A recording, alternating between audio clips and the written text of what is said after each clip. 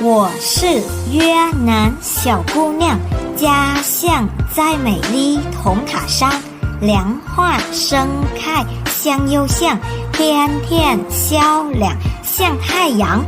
大学主修英语盲，中文闪耀放光芒，选修课堂偷偷上，越学越爱心飞扬。